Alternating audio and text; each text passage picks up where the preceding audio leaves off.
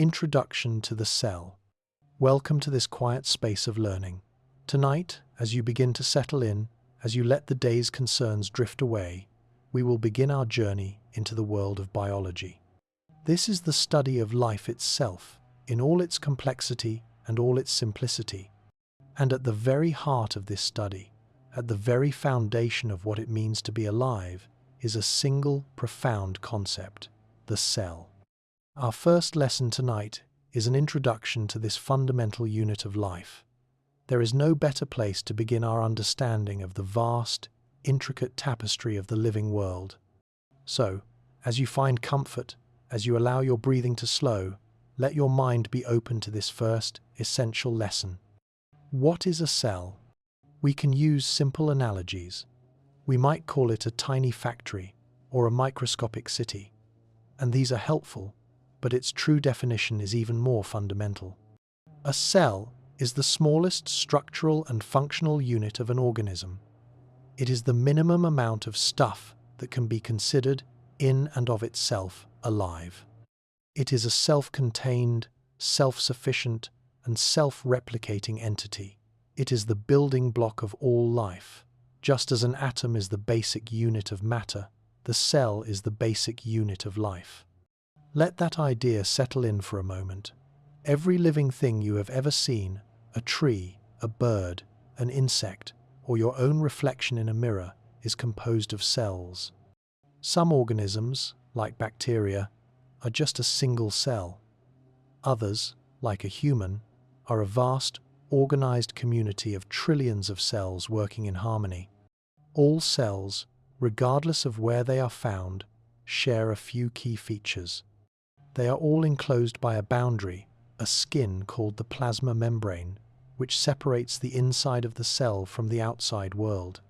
Inside this membrane is a jelly-like substance called cytoplasm, where all the internal machinery of the cell is suspended. And all cells contain DNA, deoxyribonucleic acid, which is the genetic blueprint, the instruction manual for everything the cell is and does. Though all cells share these basic parts, they are not all the same. In the vast history of life on Earth, two major designs have emerged. We call these prokaryotic and eukaryotic. Let us first consider the simpler of the two, the prokaryotic cell. The name itself offers a clue. Pro means before, and karyon means kernel or nucleus. These are the before nucleus cells. They are ancient, the first forms of life to appear on our planet billions of years ago. Organisms like bacteria are prokaryotes. Their structure is simple. They have no nucleus. Their single circular strand of DNA simply floats within the cytoplasm in a region we call the nucleoid.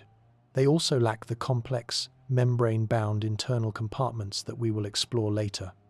They are simple, but incredibly successful and resilient. If you are still awake, picture this simple prokaryotic cell. A membrane, some cytoplasm, a floating strand of DNA, and a few other small parts. It is a model of efficiency. Now, let us consider the other design. The eukaryotic cell. AU means true. These are the cells with a true nucleus. Eukaryotic cells are much larger and far more complex. They are the building blocks of all the life you can see with the naked eye. All plants, all animals, all fungi, and the tiny protists. The defining feature of a eukaryotic cell is its nucleus. This is a membrane-bound command center, a secure vault that houses the cell's DNA, protecting it and organizing it into structures called chromosomes. But the complexity does not end there. Eukaryotic cells also contain an entire suite of smaller, specialized compartments called organelles. Each organelle performs a specific job, allowing the cell to function like a miniature city with different departments. There are power plants, factories, shipping centers, and waste disposal systems, all working together. This distinction between the simple prokaryote and the complex eukaryote is the most fundamental division in all of biology. The knowledge of the cell is not something we have always had. It was a profound discovery, built over centuries by patient observers. In the 17th century, A scientist named Robert Hooke used a primitive microscope to look at a thin slice of cork. He saw a honeycomb of tiny, empty boxes, which he named cells because they reminded him of the small rooms in a monastery. He was seeing only the dead, empty walls of plant cells. Around the same time, Antony van Leeuwenhoek, a Dutch cloth merchant, crafted powerful single-lens microscopes. He turned his lenses to pond water, to dental scrapings, and was astonished to find a world of tiny, living creatures, which he called animalcules. He was the first human to see living, single-celled organisms. It took another 150 years for the full picture to emerge. In the 1830 seconds, the botanist Matthias Schleiden declared that all plants were made of cells. Shortly after, the zoologist Theodor Schwann declared that all animals were also made of cells.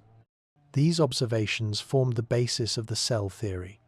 This theory, as it was further refined by the scientist Rudolf Virchow, rests on a few foundational pillars. First, all living organisms are composed of one or more cells. Second, the cell is the most basic unit of structure, function, and organization in all living things. And third, in a phrase that ended the debate on spontaneous generation, omnis cellula e cellula, all cells arise from pre-existing living cells. Life begets life, and it does so at the cellular level. Why is the cell considered the smallest unit of life? This is a crucial point. A cell can do everything required to be alive. It can perform metabolism, turning nutrients into energy. It can grow and respond to its environment. It can maintain a stable internal balance, a state called homeostasis. And, most importantly, it can reproduce, passing its genetic information to the next generation. An organelle, like the nucleus, cannot do this on its own. A virus, which is even smaller, cannot. A virus is just a package of genetic material that must hijack a living cell to reproduce. Only the cell, as a complete system, has all the parts necessary for independent life. As you rest, consider this. Your body, the one you are resting in right now, is a testament to this theory. You are a living community of an estimated 30 trillion eukaryotic cells, and you began as just one, a single, fertilized cell that divided and divided and divided again. As these cells multiplied, they differentiated, taking on specialized jobs.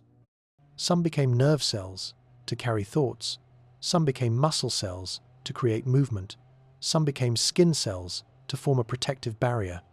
Yet all of them, from the lens of your eye to the bone in your toe, are cells. They are all descendants of that first cell, and they all work together to create the complex organism that is you. Understanding the cell is the foundation of medicine, of genetics, of all life science. We have now laid the groundwork. We have defined the cell. We have learned of the two great types, prokaryotic and eukaryotic, and we have understood the cell theory. To truly understand how a complex eukaryotic cell functions, we must now move past the outer wall. We must go inside. We must look at its internal components, the specialized organs of the cell. These are known as organelles. In our next lesson, we will begin this internal exploration. We will start with the most important organelle, the command center that defines the eukaryotic cell, the nucleus. But for now, just rest. Let these foundational concepts of life settle into your mind. The cell, the unit of life, the beginning of our journey. The nucleus and genetic control. We now continue our quiet journey, moving from the general concept of the cell to its inner world. In our first lesson, we established the cell as the fundamental unit of life, and we distinguished between the simple prokaryote and the complex eukaryote. Our focus now is on the complex eukaryotic cell, the type of cell that makes up your body, and all plants and animals. Our next module focuses on the single most prominent, most defining feature of the eukaryotic cell. We are moving inside, past the cell membrane, to explore the administrative center of the cell, the nucleus. As you settle deeper into a state of rest, you can picture the cell as a vast and busy city. If the cell is a city, the nucleus is its central government, its city hall, and its grand library, all in one. It is a large, typically spherical organelle, and it holds the most precious possession of the cell, the genetic blueprint for the entire organism. Let us first examine its structure. The nucleus is not simply floating unprotected in the cytoplasm. It is enclosed by a remarkable structure called the nuclear envelope. This is not a single wall, but a double membrane, one layer inside the other. This double layer acts as a highly secure barrier, protecting the priceless DNA inside from the chemical chaos of the rest of the cell. This envelope, this boundary, is not impermeable. That would be useless. It is studded with thousands of tiny, intricate gateways called nuclear pores. These pores are not simple holes. They are complex molecular machines, security checkpoints that actively and carefully regulate what passes in and out of the nucleus. Raw materials, like the proteins needed to build ribosomes, are actively imported into the nucleus, and the instructions we will soon discuss are actively exported out. Inside the nuclear envelope, we find a jelly-like substance called the nucleoplasm, which is similar to the cell's cytoplasm, but specific to the nucleus. And within this nucleoplasm, we can usually see a dark, dense, non-membrane-bound region. This is the nucleolus, which means little nucleus. You can think of the nucleolus as a specialized factory. Its one and only job is to manufacture the components of ribosomes, the cell's protein-building machines. The nucleolus is the factory that builds the other factory workers. We will discuss those ribosomes in a later lesson. But the most important content of the nucleus, the very reason for its existence, is the cell's genetic material. This material is DNA, or deoxyribonucleic acid. The DNA molecule is a long, twisted double helix, a ladder of information. It is the master blueprint, the complete instruction manual for building and operating the cell. The sheer amount of DNA in a single human cell is staggering. If you were to unwind all the DNA from one nucleus, it would stretch nearly 2 meters, or about 6 feet. How does the cell fit 6 feet of DNA into a microscopic nucleus? It does so through brilliant organization. The DNA is not just dumped inside. It is tightly wrapped, coiled, and spooled around proteins called histones. This combined structure of DNA and its organizing proteins is called chromatin. For most of the cell's life, the chromatin exists as a long, tangled, thread-like mass, like a giant, chaotic ball of yarn. This messy state is actually functional, as it allows the cell's machinery to access specific parts of the DNA to read the instructions. However, when the cell prepares to divide, it must make a perfect copy of its DNA and then distribute it evenly to 2 new daughter cells. To do this, the tangled chromatin undergoes a remarkable transformation. It condenses, it coils upon itself, folding and packing into the dense, rod-like structures that we can see with a microscope. These dense, packed-up structures are what we call chromosomes. Think of it this way. Chromatin is like a full set of blueprints spread all over a giant room. A chromosome is those same blueprints, all neatly copied, collated, and bound into a set of books, ready for transport. Let this concept settle. In the nucleus as a library, with chromatin as the readable, in-use books, and chromosomes as the same books, packed tightly in boxes, ready to be moved. We call the nucleus the command center, or the brain of the cell. But how does it command? It doesn't think. It controls the cell by controlling its proteins. The DNA in the nucleus contains thousands of recipes called genes. Each gene is a specific segment of DNA that holds the instructions to build one specific protein. The nucleus protects the master blueprint of the DNA at all costs. It never, ever lets the original DNA leave its secure, protected walls. So, when the cell needs to make a specific protein, say, an enzyme to digest food, it must consult the blueprint. The process is one of elegant delegation. Inside the nucleus, a molecular machine finds the correct gene on the DNA strand and creates a photocopy of it.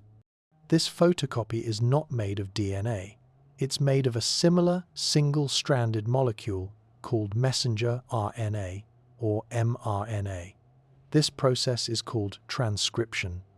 This mRNA message is a temporary, disposable copy of a single recipe. It is small and mobile. It is allowed to exit the nucleus, passing through one of the nuclear pores. It travels out into the cytoplasm, carrying its instructions. Once in the cytoplasm, the ribosomes, the very machines built by the nucleolus, will read this mRNA message and begin to build the protein, amino acid by amino acid, exactly as the gene prescribed. This is the central function of the nucleus. By controlling which genes are transcribed into mRNA, the nucleus controls exactly which proteins the cell makes, and when it makes them. And because proteins are the workers of the cell, forming its structure, running its chemical reactions, and acting as signals controlling proteins, means controlling everything. Cell growth, cell metabolism, cell specialization, and, ultimately, cell reproduction, all are governed by the nucleus. This genetic information stored in the nucleus is the basis of heredity. The DNA in your nuclei is the instruction set that makes you, you. It determines your inherited traits, from your eye color to your blood type. It is a complete manual for building a human, passed down and recombined through generations. This is the entire foundation of the field of genetics. We have now explored the nucleus, the command center. We understand its structure, the envelope, the pores, the nucleolus, and its precious cargo, the chromatin, which condenses into chromosomes. We understand its critical function, to protect the DNA and to control the cell's life by sending out instructions in the form of messenger RNA. The nucleus holds the instructions, it writes the work orders. But all of this building, all of this copying, all of this controlling, all of this requires a vast amount of energy. The nucleus holds the plans, but it does not create the power. To carry out these complex instructions, the cell needs a reliable, constant, and powerful energy source. Our journey must therefore lead us to the power plants of the cell. In our next lesson, we will explore the organelles responsible for creating the energy that powers all of life's work. We will explore the mitochondria, but for now, just rest. Let your mind absorb this knowledge of the cell's elegant control system, the nucleus, the library of life, mitochondria, and energy production. In our last lesson, we explored the nucleus, the great library and command center of the cell. We learned how it holds the precious DNA blueprint and issues instructions in the form of messenger RNA to govern the cell's life. But instructions, no matter how precise, are only potential. To turn those plans into action, to build, to move, to grow, to live, requires energy. This lesson covers the organelles responsible for generating this energy. We are now moving to the power plants of the cell. We will explore the remarkable organelles known as the mitochondria. You have likely heard mitochondria, that is the plural form. A single one is a mitochondrion, referred to by their famous nickname, the powerhouses of the cell. This is not just a catchy phrase, it is the literal truth. These are the organelles that create the vast majority of the cell's usable energy.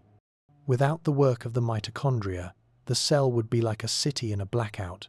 The instructions from the nucleus would go unread, the factories would fall silent, and the cell's life would cease.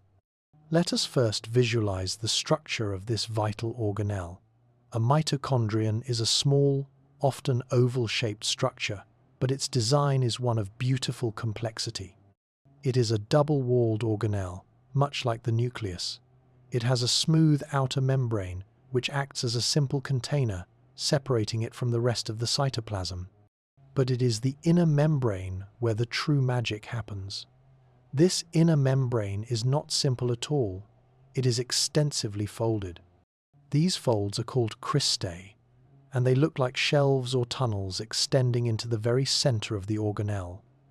These cristae are a brilliant evolutionary design. Their purpose is to dramatically increase the available surface area. If you were to flatten out this inner membrane, it would be many, many times larger than the outer membrane. This vast surface is crucial, as it is studded with the molecular machinery, the tiny enzymes and proteins that perform the final, critical steps of energy production. More surface area means more room for this machinery, and thus a far more efficient power plant. The fluid-filled space inside this folded inner membrane is called the matrix. This matrix is also packed with enzymes, each one responsible for a specific chemical reaction. If you are still awake, picture this structure, a smooth outer boundary, and inside it, a complex, folded inner boundary, creating a massive workspace for the business of energy. So, how does this power plant work? The primary function of the mitochondria is to perform a process called cellular respiration. This is the process of converting fuel into a form of energy the cell can actually use. Think of it like a familiar power plant in our world. A plant might burn coal or natural gas, using oxygen, to generate electricity. The mitochondrion does the same, but on a molecular scale. The fuel it burns is glucose, a simple sugar that comes from the food you eat. The oxygen it uses is the very oxygen that you breathe in with every breath. Inside the cell, the glucose is first broken down into smaller pieces in the cytoplasm. These smaller pieces are then imported into the mitochondrion, into its matrix. Here, in a complex series of chemical reactions, the fuel is broken down even further. It is burned in a controlled, step-by-step process using the oxygen you inhaled. The exhaust from this process is carbon dioxide, which you then exhale, and water. The very act of breathing is a direct connection to the work of these tiny organelles. You breathe in the oxygen they need, and you breathe out the carbon dioxide they produce as waste. But what about the electricity? What is the useful product? The energy released from burning glucose is not just released as heat that would be wasteful and would cook the cell. Instead, the mitochondria capture this energy and store it in a special rechargeable molecule. This molecule is the most important energy-carrying molecule in all of life. It is called ATP, which stands for adenosine triphosphate. You can think of ATP as the cell's universal energy currency. It is the dollar of the cell. Or perhaps, a better analogy, is a tiny, rechargeable battery. When the cell needs to perform a task, contract a muscle, send a nerve signal, or build a new protein, it doesn't use glucose directly. It pays for the task with an ATP molecule. The ATP molecule releases a small, perfectly sized burst of energy by breaking one of its chemical bonds, turning into ADP, adenosine diphosphate, a used battery. The entire purpose of cellular respiration in the mitochondria is to take that used ADP and, using the energy from glucose and oxygen, recharge it. It sticks that third phosphate group back on, turning it back into a fully charged ATP molecule ready to be spent again. It is a constant, rapid cycle of spending and recharging, happening billions of times per second in every one of your cells. Let us pause for a moment to consider a fascinating detail, a deep look into the history of life. Mitochondria are unique. They are the only organelles outside of the nucleus to have their very own DNA. Their DNA is small, circular, and very similar to the DNA of bacteria. This discovery led to the powerful endosymbiotic theory. This theory suggests that mitochondria were once free-living, independent bacteria billions of years ago. At some point in the distant past, a larger host cell engulfed one of these energy-producing bacteria. But instead of digesting it, a symbiotic relationship formed. The host cell provided protection and food, and the bacterium provided a massive surplus of energy in the form of ATP. Over eons, this bacterium became a permanent, essential part of the host cell, evolving into the mitochondrion we know today. They are ancient guests, the descendants of once-free organisms, living within our cells and powering our existence. This brings us to the real-world relevance of these power plants. The energy you use to live, to think, to move, and even to rest is being produced, right now, by the mitochondria in your cells. Cells that do more work have more mitochondria. Your muscle cells are packed with thousands of them, ready to provide the ATP needed for contraction. Your brain cells are also incredibly dense with mitochondria, as thinking is a very energy-intensive process. The steady beat of your heart is powered by mitochondria. When you feel energetic, it is because your mitochondria are efficiently meeting your body's energy demands. When you feel fatigued, it is often because the demand for ATP is outpacing the supply. We have now established a system. We have the instructions, the master plans, secured in the nucleus, and we now have the energy, the power source, generated by the mitochondria in the form of ATP. We have the plans and the power. But what are we building? The cell must now use this energy to follow the nucleus's instructions. It must build its own components. It must manufacture the proteins, the enzymes, and the structures of life. The next logical step in our journey is to visit the cellular factories. With energy produced, the cell needs a system to read the instructions and build the products. This is the role of the ribosomes and the vast network they live on, the endoplasmic reticulum. Our next lesson will focus on these tiny protein factories, the ribosomes. But for now, just rest. Feel the quiet, constant work of your own mitochondria, the ancient power plants within you, steadily and calmly powering your body as you drift.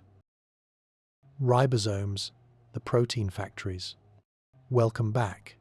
In our quiet progression through the cell, we have visited the centers of control and power. In our last lesson, we explored the mitochondria, the remarkable power plants that provide a constant, reliable supply of ATP, the cell's energy currency. And before that, we explored the nucleus, the secure command center that holds the DNA blueprint and sends out work orders in the form of messenger RNA or mRNA. We have now arrived at a critical junction in our journey. We have the plans, the mRNA instructions, and we have the power to the ATP energy. But plans and power are static. They do nothing on their own. The cell now needs the workers. It needs the builders. It needs the actual machines that can take those instructions and, using that energy, build the components of life. This lesson is dedicated to these tireless, essential, and universal workers, the ribosomes. These are the protein factories of the cell. Let us first understand what a ribosome is. A ribosome is not an organelle in the same way as the nucleus or the mitochondrion. It is not enclosed by a membrane. Instead, a ribosome is a molecular machine. It is an incredibly complex, intricate piece of machinery, one of the oldest and most fundamental in all of life. Each ribosome is constructed from two main components. It is made of a special type of RNA called ribosomal RNA, or rRNA, and a collection of specific proteins. This ribosomal RNA is not a message like mRNA. Rather, it is a structural and functional component. It forms the very scaffold and core of the machine, acting as the framework upon which the proteins are assembled to create the final, functional unit. Every ribosome consists of two distinct parts, or subunits. There is a large subunit and a small subunit. For most of the time, These two subunits float separately in the cell. Only when a new set of instructions arrives, that strand of messenger RNA from the nucleus, do these two subunits come together, clamping down on the mRNA strand like a vice, ready to begin their work. If you are still awake, picture this tiny machine. It is not alive. It is a pure automaton. Its purpose is singular. Its function is protein synthesis. This is, perhaps, the most important single fact to remember. Ribosomes make proteins. Why is this so important? Because proteins are the stuff of life.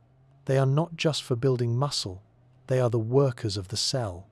They are the enzymes that run chemical reactions.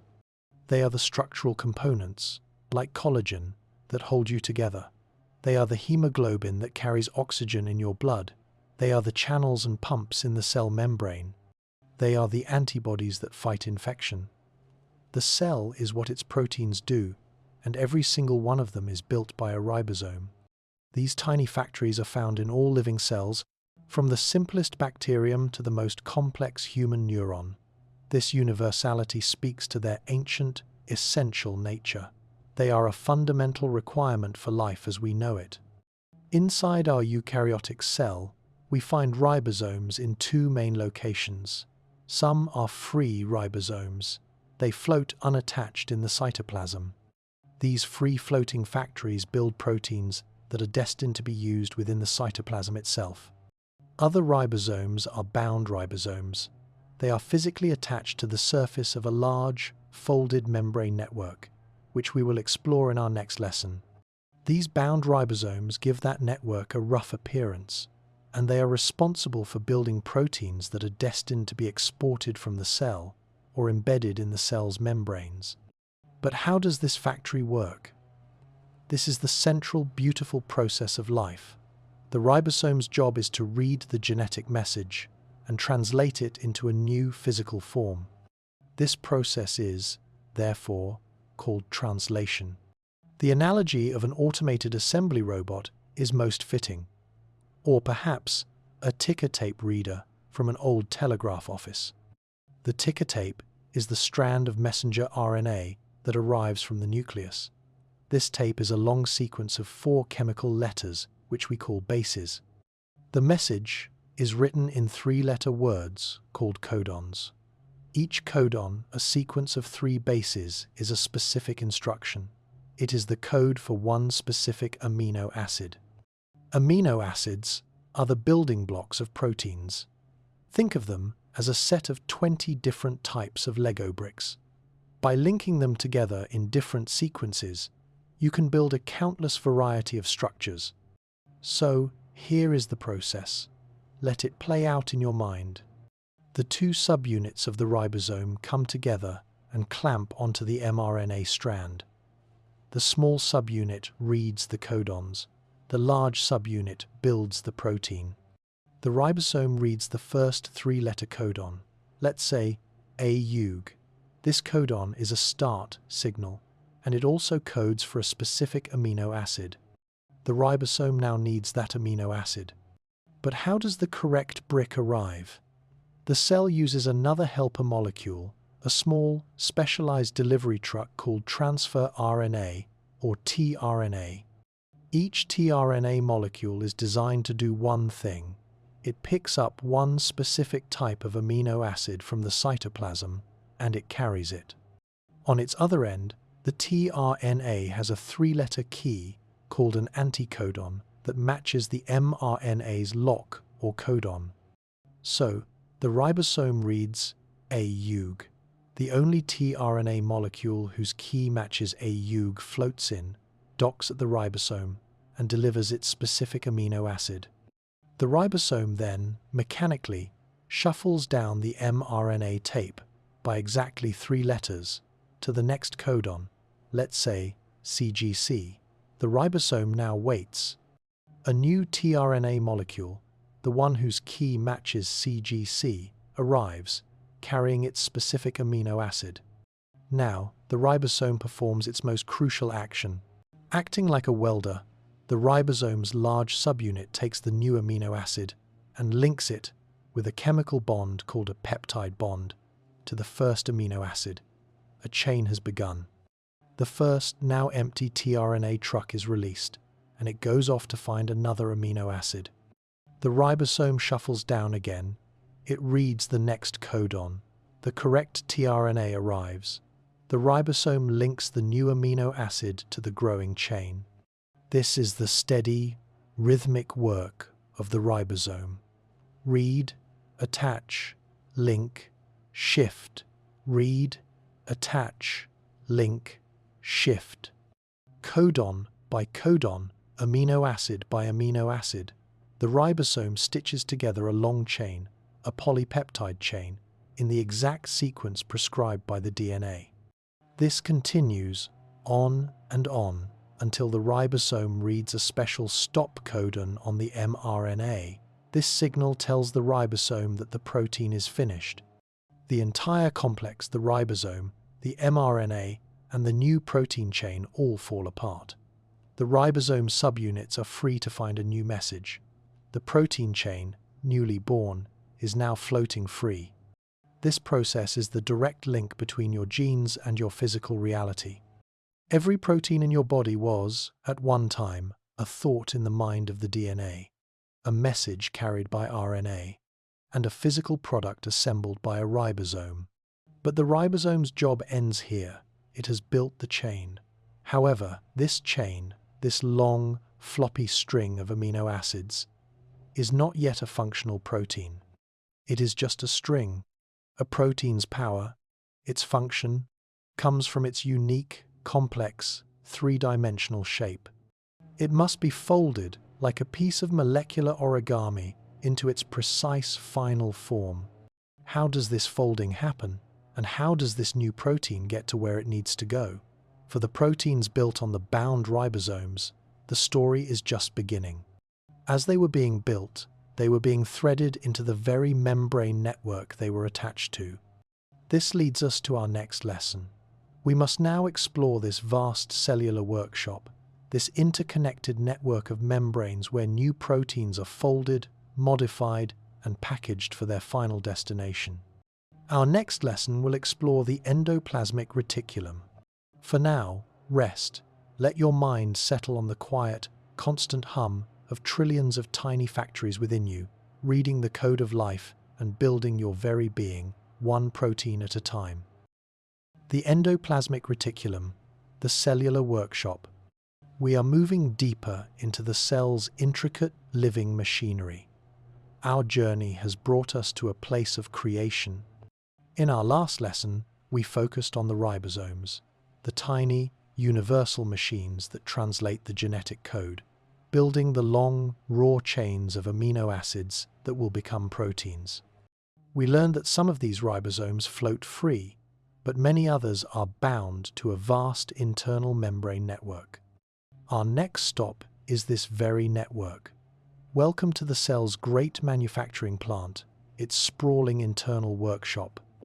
This is the endoplasmic reticulum, a name that simply means network within the cytoplasm. We often shorten it to just the ER. This is not a small, simple organelle. The ER is a massive, three-dimensional labyrinth of membranes that fills a large portion of the eukaryotic cell. It is a system of interconnected, flattened sacs and branching tubes called cisternae. The space inside these tubes and sacs, which is separate from the general cytoplasm, is called the lumen. In fact, the membrane of the endoplasmic reticulum is continuous with the outer membrane of the nuclear envelope. You can picture it as an extensive, branching highway system that begins right at the wall of the central office, the nucleus. This vast network is so central to the cell's function that it is divided into two distinct yet connected regions. These two regions are defined by the very presence or absence of the ribosomes we just discussed. First, let us examine the rough endoplasmic reticulum, which we call the RER. It is named rough simply because under an electron microscope, its surface is studded with those bound ribosomes, giving it a beaded or rough appearance. This is where the cell's most sophisticated manufacturing begins. As a ribosome on its surface builds a new protein chain, it does not release it into the cytoplasm. Instead, it threads that chain directly into the lumen, the internal space of the RER. Think of it as a factory worker, the ribosome, building a product and feeding it directly onto a factory's main assembly line, the RER. Once inside the RER lumen, this new protein chain, this long string of amino acids, is no longer just a string, its true work begins. Here, it is met by other helper proteins, called chaperones, which assist it in its most critical task, folding. A protein's function is dictated entirely by its precise, complex, three-dimensional shape. An unfolded protein is as useless as an unbuilt machine. Inside the RER, this folding begins. The protein chain twists, bends, and contorts into its specific, stable, and functional shape. But the work of the RER doesn't stop at folding. It is also a modification plant. Many proteins, especially those destined to interact with the outside world, need upgrades. The RER adds other molecules to them. A common process is glycosylation, where a short sugar chain is attached, turning the protein into a glycoprotein. These sugar tags are like labels or badges that will later help identify the protein or help it fold correctly. The RER is also a quality control center.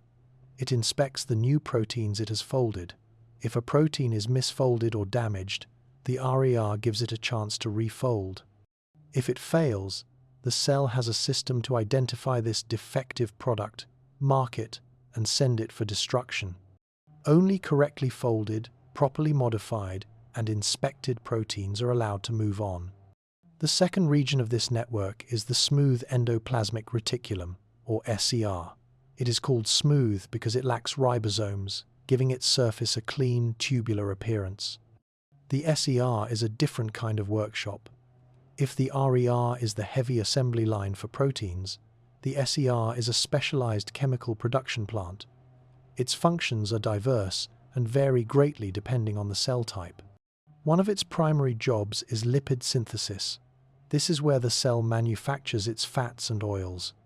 This includes the phospholipids that are essential for building and repairing all of the cell's membranes, including the plasma membrane itself. The SER is the membrane factory. It also synthesizes steroids.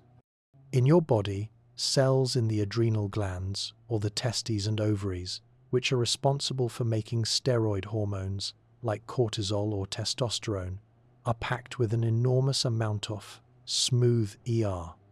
Another critical function of the SER is detoxification. It contains a collection of powerful enzymes that can modify and neutralize harmful substances. These enzymes can make toxic, fat-soluble drugs or poisons into water-soluble substances that the body can then easily excrete.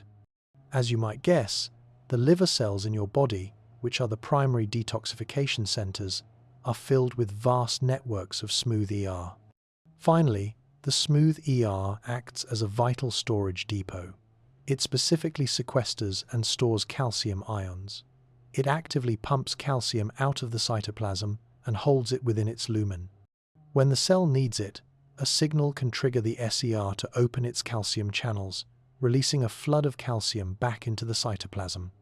This release of calcium is a critical on switch for many cellular processes. In your muscle cells, for instance, the SER, which is given a special name, the sarcoplasmic reticulum, stores the calcium that, when released, triggers the very act of muscle contraction. So, we have these two sections of one vast network. The RER, a rough-surfaced assembly line, folding and modifying proteins, and the SER, a smooth-surfaced chemical plant, building lipids, detoxifying poisons, and storing calcium. After these proteins and lipids have been manufactured, folded, and modified, they are not yet at their final destination. They are still inside the ER. The cell must now prepare them for shipping. The ER packages these finished products. Small, membrane-bound sacs called transport vesicles bud off from the edges of the ER, carrying the newly made proteins and lipids inside. These vesicles are like small, temporary cargo containers that have been loaded at the factory. But where do these containers go? They are not yet ready to leave the cell or go to their final workstation. They must first go to the central sorting, packaging, and shipping center of the cell. They must be sent to the post office. Once these proteins and lipids are made in the workshop, they must be sorted, tagged with their final address, and packaged for final delivery. This is the job of our next organelle. Our journey now takes us from the factory floor to the shipping department. Our next lesson will explore the Golgi apparatus. For now, just rest. Let your mind absorb this concept of the ER. A vast, internal highway system, a protein folding factory, and a chemical synthesis plant, all working in the quiet, dark, and busy center of the cell. The Golgi apparatus, the cellular post office. Welcome back. As you continue to rest, as you allow your mind to drift in this quiet space of learning, we will follow the path of the molecules we have just seen created. In our last lessons, we visited the cell's great workshop, the endoplasmic reticulum. We saw the ribosomes on the rough ER building the raw chains of proteins, and we saw them threaded inside to be folded and modified. We learned of the smooth ER building lipids and handling detoxification. And we saw how both of these factories packaged their finished goods, their new proteins and lipids, into small, membrane-bound sacs. These are the transport vesicles. They are the cargo containers, freshly loaded at the factory. But where do these containers go? They are not yet ready for their final job. They are like unfinished products, or bulk goods, that must be sorted, refined, and labeled for their ultimate destination. These vesicles now travel from the ER to our next stop, the cell's central distribution hub. In this lesson, we examine this remarkable organelle, the cell's post office, its sorting and shipping center. This is the Golgi apparatus, also known as the Golgi complex or the Golgi body. Let us first build a picture of its structure. The Golgi apparatus is, like the ER, an organelle made of membranes. However, it is not a single, continuous, net-like structure. Instead, the Golgi is a neat, orderly stack of flattened, membrane-bound sacs. These individual, flattened sacs are called cisternae. If you are still awake, you can picture the Golgi as a stack of pancakes, or perhaps more accurately, a stack of pita breads. Each cisterna is a separate, hollow compartment, not physically connected to the others in the stack. A typical cell may have only a few of these stacks, while a cell that is specialized in shipping things out may have hundreds. The Golgi apparatus is a highly dynamic and polarized structure. This means it has a clear indoor and a clear outdoor. The side of the Golgi stack that faces the endoplasmic reticulum is the receiving dock. This is called the cis face. The transport vesicles that budded off from the ER travel through the cytoplasm and arrive here. They fuse with the membrane of the first cisterna and empty their contents, their cargo of proteins and lipids, into the lumen, the internal space of the Golgi. Once inside, these molecules begin a journey through the Golgi stack. They are passed from one cisterna to the next, as if moving down a processing line. As they travel, the Golgi's primary work is performed. This is the central concept. The Golgi apparatus's function is to modify, sort, and package these molecules. It is the finishing and sorting center. The modifications that began in the ER are now completed and refined. New, complex sugar chains might be added or existing ones trimmed. Other molecules might be attached. Proteins are finalized, inspected, and made ready.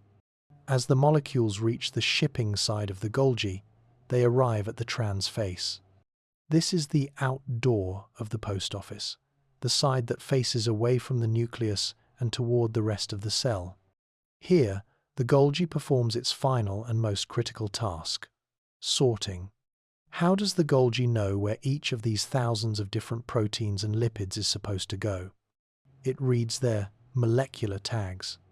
These tags are specific chemical sequences, like the sugar chains we mentioned, that act like a postal code or a shipping label on a package. The Golgi is, in essence, a sophisticated sorting machine. It recognizes these tags and gathers all the molecules heading to the same destination. It then bundles this shipment together. The membrane at the transface begins to bud off, creating a new, fresh vesicle. This vesicle, loaded with its specific, sorted, and finalized cargo, is now ready for delivery.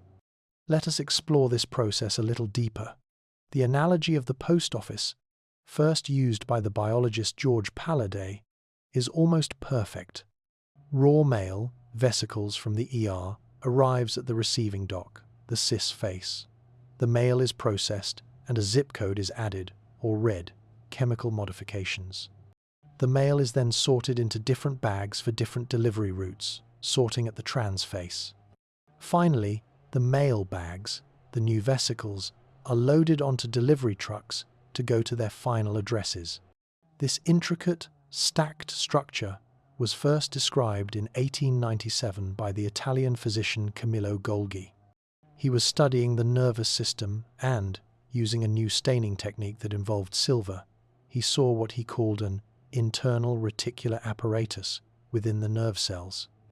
It was a net-like structure, dark against the light background, clustered around the nucleus. For decades, many scientists believed this Golgi complex was simply an artifact, a trick of the staining chemical. But in the 1950 seconds, with the invention of the electron microscope, its existence was finally, definitively confirmed. We now know it is a central, vital organelle in all eukaryotic cells. The real-world relevance of this organelle is profound. It is the very heart of the cell's secretory pathway. This is the pathway that allows cells to make and release substances into the outside world. Think about the cells in your pancreas that are responsible for producing the hormone insulin. Insulin is a protein. It is built on the ribosomes of the RER. It is folded and then sent to the Golgi. In the Golgi, it is processed and packaged into vesicles. When your body signals that your blood sugar is high, these vesicles are instructed to move to the cell's outer membrane, fuse with it, and release their cargo of insulin into your bloodstream. This process is called secretion. The same is true for the cells in your salivary glands, which secrete digestive enzymes, or the cells in your airways, which secrete mucus. Any cell that exports a large number of products, especially proteins, will be filled with a large and active Golgi apparatus. This demonstrates how the cell is a cohesive, flowing system.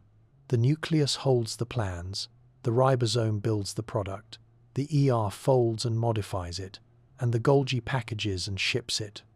It is a seamless, coordinated assembly line, turning a genetic instruction, a thought in the DNA, into a functional product that can affect your entire body. But as we've seen, the Golgi is the central shipping center. It ships products outside the cell, as in the case of insulin. It also ships new proteins to the cell membrane itself, to repair it or to install new channels and receptors. But the Golgi also creates specialized packages that are meant to stay inside the cell, to be used for internal affairs. What if the package itself is the final product? What if the cargo is not a helpful hormone, but a set of powerful, dangerous, digestive enzymes? What if the cell needs a stomach of its own to break down waste or unwanted invaders? The Golgi packages these, too, into a special, reinforced vesicle. This particular package is not for export. It is the cell's own internal recycling and waste disposal center. This leads us to our next lesson. We will now investigate these specialized packages, the cell's cleanup crew, known as the lysosomes. For now, just rest. Let the concept of this silent, internal post office settle in your mind. a place of sorting, of finalizing, and of shipping. The Golgi apparatus. Lysosomes and peroxisomes, waste disposal. We are continuing our journey, following the intricate pathways of the cell. In our last lesson, we visited the Golgi apparatus, the cell's master post office. We saw how it receives, modifies, sorts, and packages proteins and lipids into vesicles, sending them to their final destinations. We learned that many of these packages are destined for export, to be secreted from the cell. Others are sent to repair the cell's own membrane. But now, we will follow a different kind of package. We will look at a special vesicle, created by the Golgi, that is not designed for export. It is a package meant for internal use only, and it is filled with a very powerful cargo. This lesson covers the cell's cleanup crew, its waste disposal and recycling system. A living cell, like any busy city, produces waste. It has old, worn-out parts that need to be removed. It may take in food that needs to be broken down, and it must defend itself against foreign invaders. To handle these tasks, the cell employs a specialized organelle. Welcome to the lysosome. The word lysosome itself means digestive body. Lysis means to break apart, and soma means body. This is a perfect name for it. A lysosome is a simple, spherical, single-membrane sac. It is essentially a small bag that has budded off from the Golgi apparatus. But what makes it special is what it contains inside. The lysosome is filled with an array of powerful hydrolytic enzymes. These are proteins that are capable of breaking down, or digesting, almost any large biological molecule. They can dismantle proteins, nucleic acids, like DNA and RNA, carbohydrates, and lipids. They are the cell's ultimate demolition crew. This, of course, presents a danger. If these powerful, destructive enzymes were to leak out, they would begin to digest the cell itself. The cell would be destroyed from within. So, how does the cell protect itself? It does so with a brilliant two-part security system. First, the enzymes are safely contained within the lysosome's own membrane, a sturdy wall that keeps them separate from the rest of the cell. Second, and even more clever, these enzymes are designed to only function in a highly acidic environment. The lysosome's membrane contains active protein pumps that are constantly pumping hydrogen ions into the lysosome, making its internal pH about 5. This is roughly the acidity of a tomato. The rest of the cell, the cytoplasm, is neutral, with a pH of about 7.2. If you are still awake, picture this. The lysosome is a hot zone for digestion. Its enzymes are on and active in the acid. If the lysosome were to break and its enzymes were to spill out, they would find themselves in the neutral cytoplasm, and they would immediately deactivate. They simply cannot work in that environment. This is the cell's safety mechanism. So, what does the lysosome do with this contained power? It has 3 primary jobs. The first is digestion. In single-celled organisms like an amoeba, this is how they eat. The amoeba engulfs a piece of food, creating a food vacuole. This vacuole, a sac containing the food, then fuses with a lysosome. The enzymes pour onto the food, breaking it down into small, useful molecules, sugars, amino acids, that the cell can absorb and use as fuel. Your own immune cells, specifically white blood cells, do this exact same thing. When a white blood cell encounters a bacterium, it eats it, a process called phagocytosis. It then fuses that bacterium with its lysosomes to destroy it completely.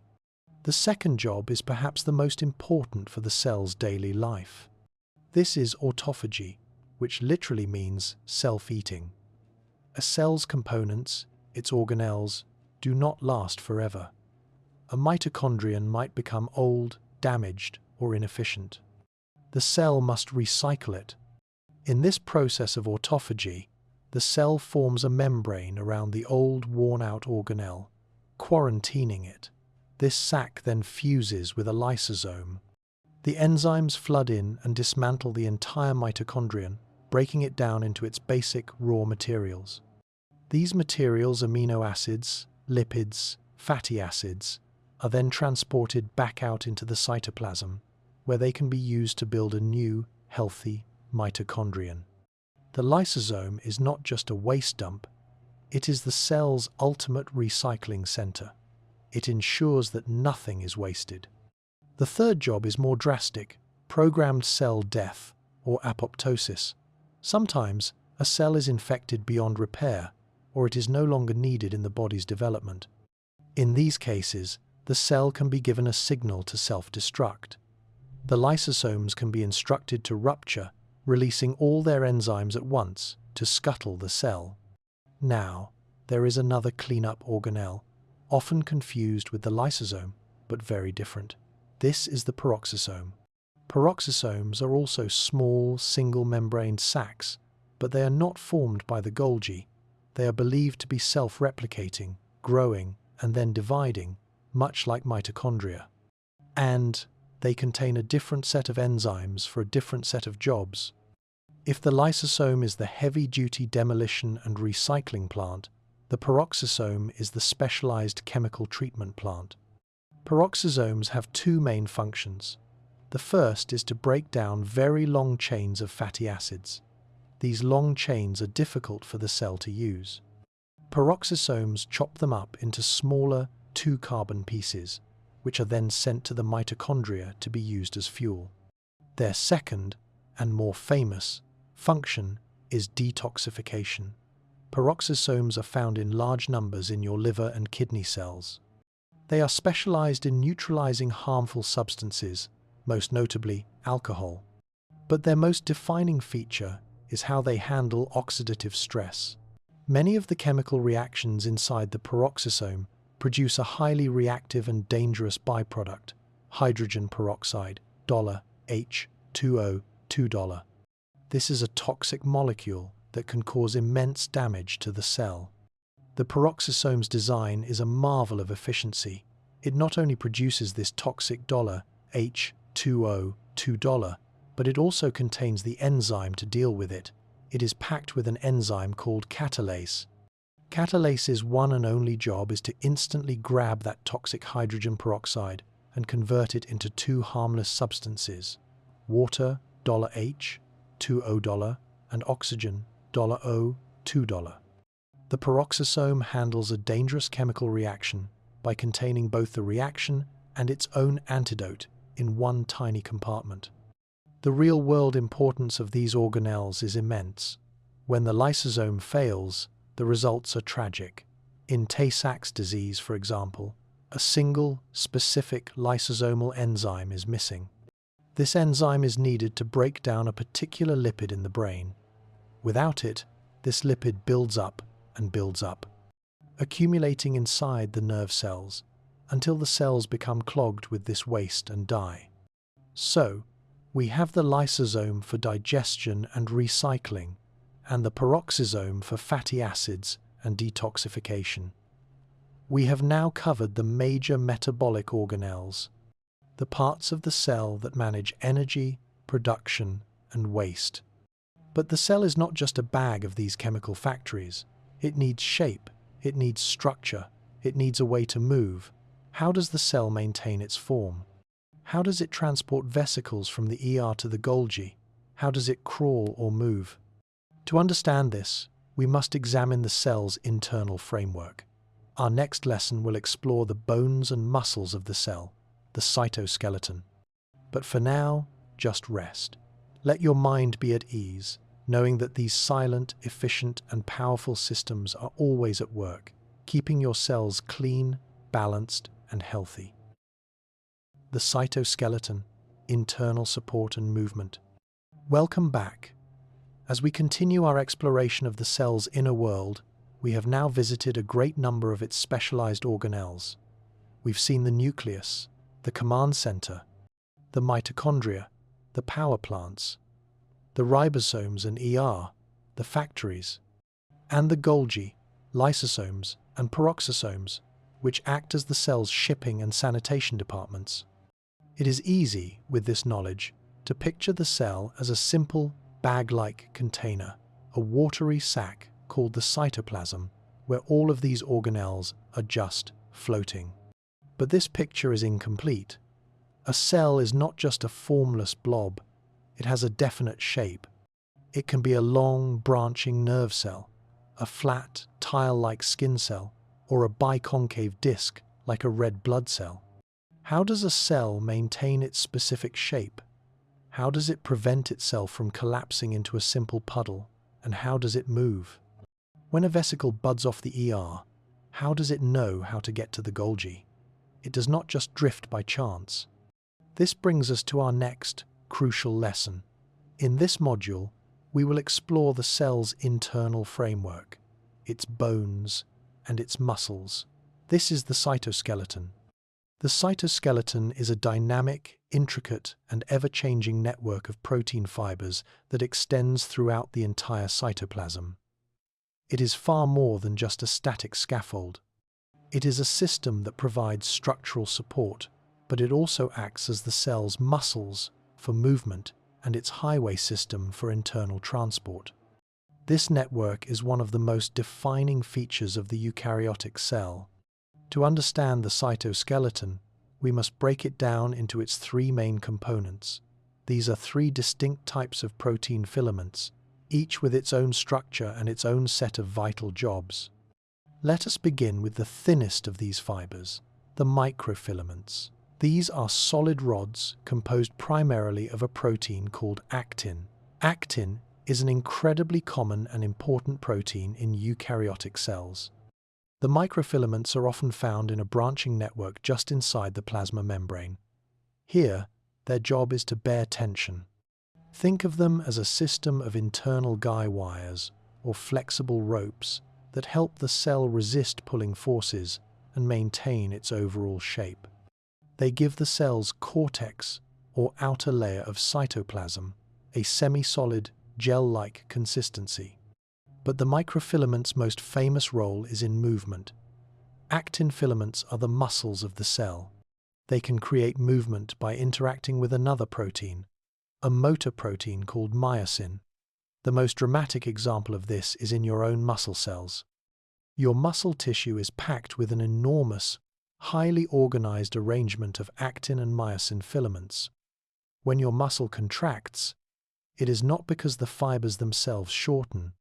It is because the myosin motors crawl along the actin filaments, causing them to slide past one another. This collective sliding, happening billions of times at once, is the physical basis for every movement you make.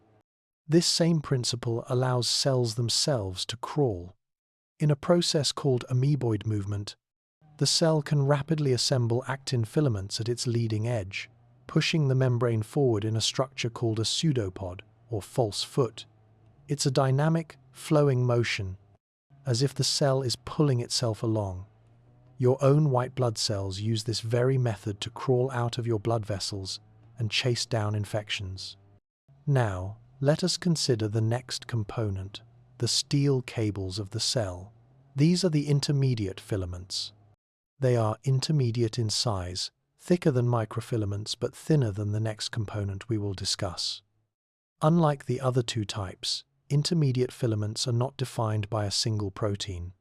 They are a diverse family. The protein keratin, for example, which makes up your hair, nails, and the tough outer layer of your skin, is an intermediate filament. The defining feature of intermediate filaments is their durability. They are the cell's most permanent and stable structural elements. Their job is pure, mechanical reinforcement. If microfilaments are like ropes for tension, intermediate filaments are like the steel rebar in concrete. They are tough, and they are built to last. Their main function is to anchor things in place and resist mechanical stress. They form a sturdy cage around the nucleus, holding it in its proper position. They extend throughout the cytoplasm, keeping other organelles from drifting. In skin cells, they are essential for giving the tissue its strength, preventing it from tearing when stretched. They are the true, permanent scaffolding of the cell. Finally, we come to the largest and, in many ways, the most complex of the cytoskeletal elements. These are the microtubules. Microtubules are hollow tubes, like tiny rigid pipes, constructed from a protein called tubulin. Microtubules have two major roles.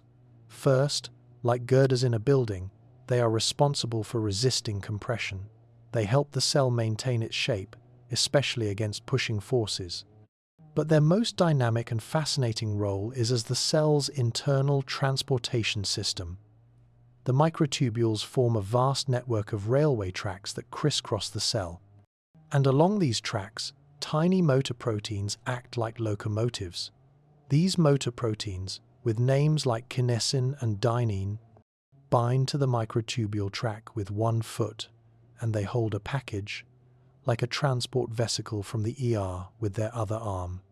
If you are still awake, picture this in your mind. A motor protein, energized by ATP, literally walks, step by step along a microtubule, dragging its cargo. This is how the vesicle from the ER finds the Golgi. It is how neurotransmitters are moved from the center of a nerve cell all the way down its long axon. It is a highly organized, directed, and essential logistics network. Microtubules also have a critical role in large-scale movement. They are the structural core of two organelles of motion, cilia and flagella. Cilia are short, hair-like projections that beat in unison, like tiny oars, to move fluid past a cell. The cells lining your windpipe, for example, use cilia to sweep mucus and debris up and out of your lungs. A flagellum is a much longer, whip-like tail, and it's used to move the entire cell. The most famous example is the flagellum of a sperm cell, which propels it on its journey. And, in one of the most beautiful processes in all of biology, microtubules form the mitotic spindle during cell division. When a cell needs to divide, it assembles a complex scaffold of microtubules. These fibers attach to the condensed chromosomes and, like a set of microscopic pulleys, they carefully pull the identical copies of DNA apart, ensuring that each new daughter cell receives a perfect, complete set. So, the cytoskeleton is not just a single thing. It is a dynamic, multi-part system. It is the microfilament muscles, the intermediate filament, scaffolding, and the microtubule highways. We have now explored almost every component inside the cell. We have examined the organelles and the very framework that holds them. We have a complete picture of the city and its infrastructure. There is only one major component left to discuss. We must now zoom out and examine the city wall itself. The skin of the cell that encloses all of this, that separates the living world inside from the non-living world outside. Our next lesson will explore the flexible, functional, and all-important barrier, the plasma membrane. But for now, rest. Let your mind be still, supported by this new knowledge, just as the cell is supported by its own intricate internal framework. The plasma membrane, the gatekeeper. Welcome back. As you rest, as your mind remains open, we continue our journey. We have now traveled deep into the inner world of the cell. We have seen the nucleus with its plans, the mitochondria creating energy, the factories of the ER and ribosomes, the shipping center of the Golgi, the recycling plants of the lysosomes, and even the very bones and muscles of the cytoskeleton that give the cell its shape and its structure. We have explored, in detail, the entire living city. But we have not yet discussed the city wall. We have not explored the boundary, the barrier that separates the complex, organized, living world inside the cell from the chaotic, non-living environment outside. In this lesson, we will study one of the most vital and elegant structures in all of biology. We will examine the plasma membrane. This is the skin of the cell. Every single living cell, from the simplest bacterium to the most complex human neuron, is defined by this boundary. It is not a rigid, static wall. It is a structure that is flexible, dynamic, and incredibly intelligent. It is the gatekeeper. It must contain all the cell's precious components, but it cannot be a sealed box. Life requires a constant exchange with the outside world. Nutrients must come in, waste must go out, and signals must be received. The plasma membrane performs all of these tasks with amazing precision. To understand how it works, we must look at its structure. Our modern understanding of this structure is called the fluid mosaic model. This name is a perfect two-word description of what it is. Let's break that down. The fundamental structure, the fabric of the membrane, is the phospholipid bilayer. This is the fluid part. A phospholipid is a special kind of lipid, or fat molecule. It has a very specific, two-part personality. It has a head, which is hydrophilic, meaning water-loving. This head is electrically charged and is attracted to water. And it has two long tails, which are hydrophobic, meaning water-fearing. These tails are fatty, have no charge, and are repelled by water. Now, picture what happens when you drop millions of these molecules into water, which is the environment both inside and outside the cell. They spontaneously organize themselves. They form a double layer, a bilayer. The water-loving heads all turn to face the water, forming a surface on the outside of the cell and another surface on the inside of the cell. The water-fearing tails have nowhere to go but away from the water. So, they all turn inward, huddling together in the middle, creating a dry, oily, water-free core. If you are still awake, visualize this. A sandwich where the bread is the water-loving heads and the filling is the water-fearing tails. This bilayer is the essence of the membrane. It is what makes it a barrier. Because its center is oily and hydrophobic, it prevents water-soluble things, like salts and sugars, from simply passing straight through. It is a soap bubble, a flexible, self-sealing container. But this fluid barrier is not the whole story. This is where the mosaic part comes in. The membrane is a mosaic because it is studded with a diverse collection of other, larger molecules, primarily proteins. These proteins are like the functional pieces, the gates, sensors, doors, and anchors that are embedded within the fluid lipid sea. Some of these proteins are integral proteins. They pass all the way through the entire membrane, with one end sticking out of the cell and the other end sticking in. These proteins are the true gatekeepers. They form channels that can open and close, creating a specific tunnel for a single substance, like a sodium ion, to pass through. Or they are pumps, which use energy to actively move substances from one side to the other. Other proteins are peripheral proteins. They are not embedded in the membrane, but are just loosely attached to one side or the other, often acting as switches or anchors for the cytoskeleton. And there are other molecules in this mosaic. Cholesterol is dotted throughout the membrane, where it acts as a fluidity buffer. It keeps the membrane from becoming too fluid at high temperatures or too rigid and brittle at low temperatures. And finally, on the outer surface of the cell, you will find short, branching chains of carbohydrates. When these chains are attached to proteins, we call them glycoproteins. When they are attached to lipids, we call them glycolipids. Let's dive deeper into this fluid mosaic concept. When we say fluid, we mean that the membrane is not a solid structure. The individual phospholipid molecules, and many of the proteins, are free to drift sideways, to move around. They are like people milling about in a crowded room. This fluidity is essential for the membrane's function. This brings us to the real-world relevance of this remarkable structure. This skin is not just a passive container, it is the cell's face to the world. It is the primary site of communication. How does one cell talk to another? How does your brain tell your muscles to move? How does a hormone, released far away, have an effect on a target cell? The answer is on the membrane. Those integral proteins, the sensors, are called receptor proteins. A hormone, like insulin, circulates through your blood. It is a message, but it never enters the target cell. Instead, the insulin molecule docks onto a receptor protein on the outside of the cell membrane, one that has the perfect matching shape. This docking is like a key fitting into a lock. When the key turns, it changes the shape of the protein inside the cell.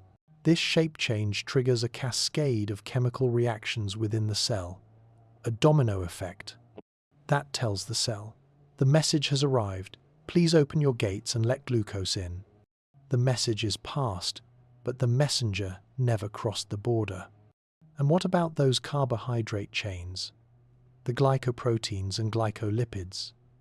They form a sugar coating on the outside of the cell, called the glycocalyx. This coating is like a molecular ID badge or a fingerprint. It tells the rest of the body who this cell is. Your cell's sugar coating is unique to you. This is the very basis of your immune system. When your white blood cells are on patrol, how do they know which cells to attack and which to leave alone? They read these ID badges. They check the glycoproteins. If they read a badge that is self, they move on. But if they find a cell with a foreign badge, like a bacterium, or a virus-infected cell, or a cell from a transplanted organ, they recognize it as non-self and launch an attack. The plasma membrane is the boundary between self and non-self. It is the gatekeeper of all traffic and the face of all communication. We have now established that the plasma membrane is a selective barrier. It is selectively permeable. This is its defining function. It controls, with absolute precision, what enters the cell and what leaves. But how? We have mentioned channels and pumps. But how do things get across this barrier, especially if they don't have a special gate? How does water move? How does the cell pump things against their will? We have defined what the barrier is. Our next logical step is to understand how it is crossed. This is the subject of our next lesson, cellular transport. But for now, just rest. Let your mind float in this idea of a fluid, living boundary, a soap bubble with a purpose, a gatekeeper that defines the very edge of life. Cellular transport, moving materials. Welcome back. As you continue to rest, we return to the very edge of the living cell. In our last lesson, we explored the plasma membrane, that remarkable, fluid mosaic that defines the cell's boundary. We learned that it is a gatekeeper, a flexible, intelligent, and selectively permeable barrier. It is selective because it does not and cannot let just anything pass through. We have now arrived at the central question of this boundary. How? How does the cell import the nutrients it needs to live? How does it export the waste it produces? How do things actually get across this barrier? This lesson explains the diverse and elegant mechanisms of cellular transport. We will explore the rules of the road, the ways materials move from one side of the membrane to the other.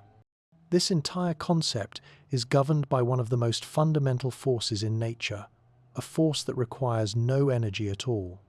This is the tendency for things to move from an area of high concentration to an area of low concentration.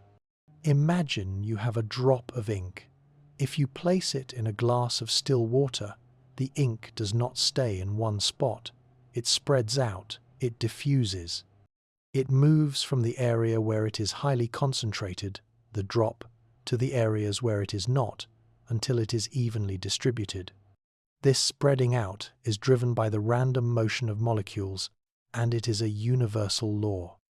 This difference in concentration, from high to low, is called a concentration gradient. You can visualize it as a hill. It is natural and requires no effort for a ball to roll down the hill from a high point to a low point. It is the same for molecules.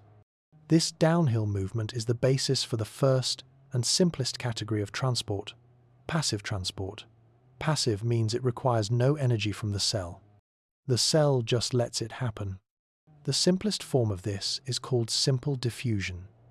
Some very small, non-charged molecules can pass directly through the oily, lipid core of the membrane. The most important examples are the gases oxygen, $O, $2, and carbon dioxide, $CO, $2. If you are still awake, picture this. Your blood carries a high concentration of oxygen to your cells. The inside of your cell, which has used its oxygen, has a low concentration. The oxygen, following its concentration gradient, simply and silently diffuses downhill from your blood through the membrane and into your cell, no energy required. At the same time, your cell, as a waste product, has a high concentration of carbon dioxide. The blood has a low concentration. So, the $CO, $2 diffuses out of the cell, downhill and into the blood to be carried away. Simple, passive, and perfectly efficient. But what about water? Water is also a small molecule, and it is essential for life. The diffusion of water, specifically, across a selectively permeable membrane, has its own special name, osmosis. This is a critical concept. Water, just like the ink, will also move from an area where it is highly concentrated pure water to an area where it is less concentrated, water that has salt or sugar dissolved in it. This is why osmosis is so important to your cells. If you place a red blood cell in pure, distilled water, the water outside the cell is at a higher concentration than the slightly salty water inside the cell. Water will rush into the cell, downhill, trying to balance the concentrations. It will rush in until the cell swells up and bursts. Conversely, if you place that same red blood cell in extremely salty water, the situation is reversed. The water inside the cell is now at a higher concentration than the very salty water outside. Water will rush out of the cell, downhill, causing the cell to shrivel and die. This is precisely why drinking salt water is so dangerous.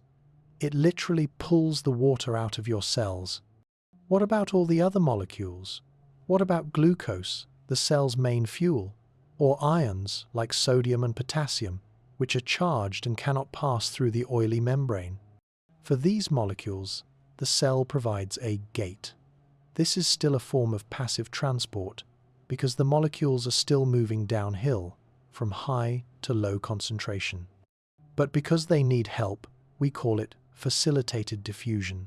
Facilitated just means helped. This help comes from those integral proteins we discussed, the ones embedded in the membrane. There are two types. Channel proteins are simple tunnels. They open up, and a specific ion, like a potassium ion, can flow through, following its gradient. They are fast and efficient. Carrier proteins are more complex. They are like a revolving door. A glucose molecule, for example, will fit into a special pocket on the carrier protein. This docking causes the protein to change its shape, flipping the glucose molecule to the other side of the membrane, where it is released. Again, no energy is used. It is just a downhill roll, but through a specific, protected gate. So, simple diffusion, osmosis, and facilitated diffusion, they all are forms of passive transport. They are all rolling downhill. But what if the cell needs to push something up the hill? What if a cell needs to hoard a resource to pull in a molecule that is already more concentrated on the inside? What if it needs to actively push out a waste product, even if the concentration outside is high? This is where the cell must spend its energy. This is active transport. Active transport is the process of moving molecules against their concentration gradient. It is pushing the ball up the hill, and this, of course, requires energy. The energy it uses is that universal battery, ATP, the molecule made by the mitochondria. Active transport is performed by specific proteins in the membrane called protein pumps. These pumps are true machines. They use the energy from an ATP molecule to grab a specific substance, change their shape, and force that substance to the other side, against its will, uphill, from low concentration to high concentration. The most famous example is the sodium-potassium pump. This pump is vital for your entire nervous system.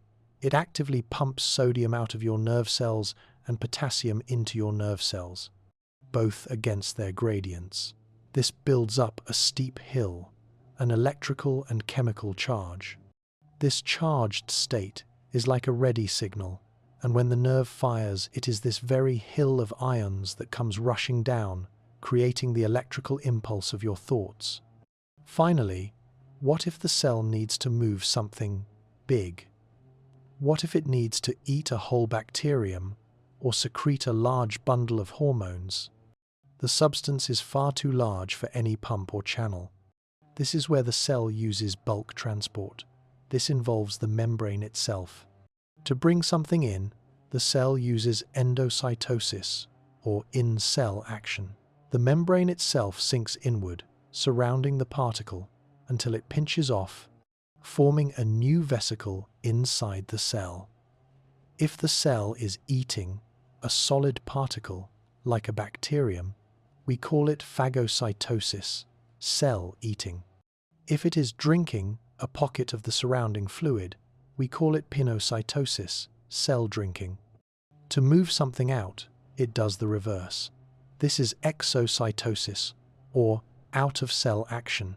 This is the process we saw with the Golgi. A vesicle, filled with a product like insulin, travels to the plasma membrane. The vesicle's membrane fuses with the plasma membrane, like two soap bubbles joining. This fusion opens the vesicle to the outside, and its contents are expelled, or secreted, from the cell.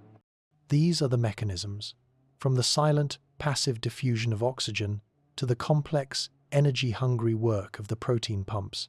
The cell is a master of managing its own borders. We have established that the membrane is a selective barrier, and we have seen how animal cells cross it. But so far, we have focused primarily on the structures common to animal cells. A vast kingdom of life. The kingdom of plants builds its cells with a major, fundamental difference. A difference that completely changes how the cell deals with one of these transport methods, especially osmosis. Plants have a rigid, strong outer layer that animal cells lack. Our next lesson will explore the unique structures of plant cells, beginning with this defining feature, the cell wall. But for now, just rest. Let these concepts of movement and balance settle in, the constant, quiet, and regulated flow of life across the cellular border.